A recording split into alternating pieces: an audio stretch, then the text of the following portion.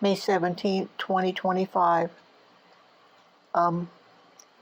Back in 2009 or 2014, somewhere in there, and I think we could use our landline as our telephone. I may have had something like an LG or a Nokia phone as my first phone, and my phone number was something like 387-4849 or something. I don't remember. But I called Ann Rule, whether it was landline or phone, I don't remember. And she kept asking, well, did you see him in 68? Did you see him in 68? And I said, no, ma'am, it was 67. And that's been a hang-up ever since. But anyway, so I've looked up how he got to Miami. First I AI'd it, and it said the delegates to the GOP convention at that time were responsible for their own airfare or travel fare. Okay. Could Bundy have taken a cross-country trip to save money? He quit work at a Safeway store in June 26 of 1968. The convention was August 5 through 8, Miami, Florida, Dade County Convention Center. And it was Nelson Rockefeller or somebody. I think Nixon was put up. Hell, that's a long time ago. I was in 7th grade. 7th or 8th grade, I remember, because I remember getting my Social Security card around then. Anyway,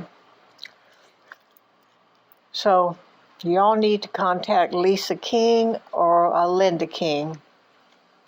Their family owned the Gator Lodge on Phillips Highway, and when she was a child, she saw Bundy, and her daughter said, my mom saw Bundy when she was a child. And I said, and I was in line checking out with the stranger beside me. Chamberlain booked mine.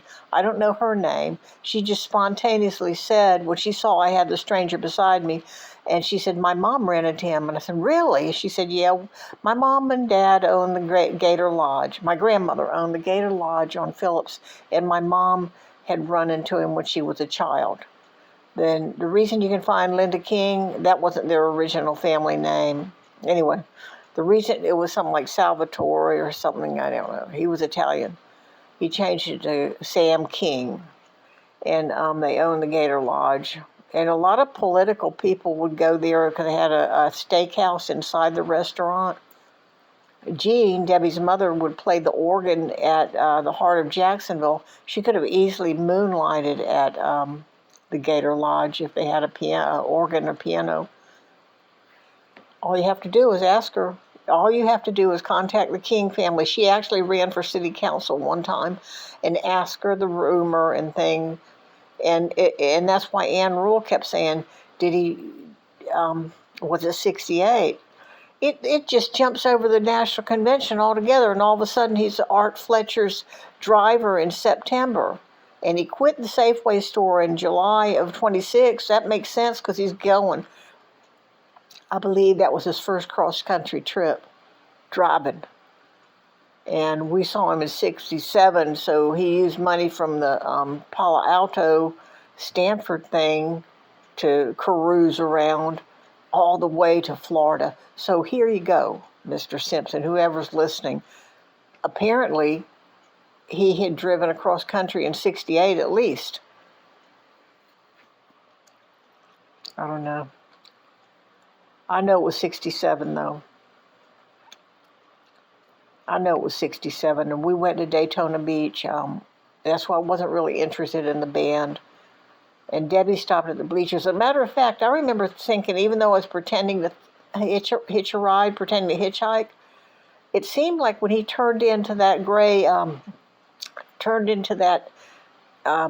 orange clay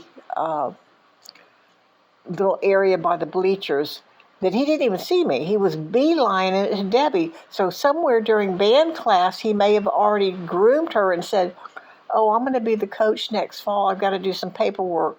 And Debbie may have been outside complaining about her sandals.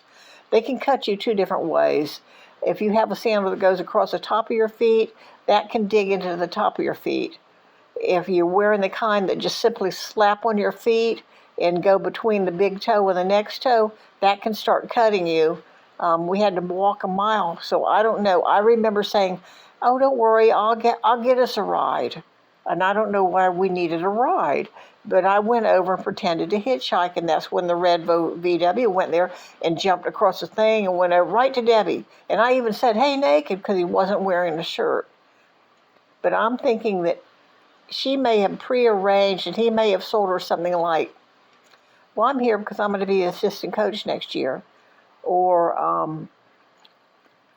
"I'm going to be with the dean of boys," or something. I don't know. "I'm going to be the next English teacher." Still, you wouldn't pick a ride with him, but maybe he was just saying, "I'll be interning here next fall," or something. I don't know. Anyway, I just wanted to say that they did not get money to go to the convention.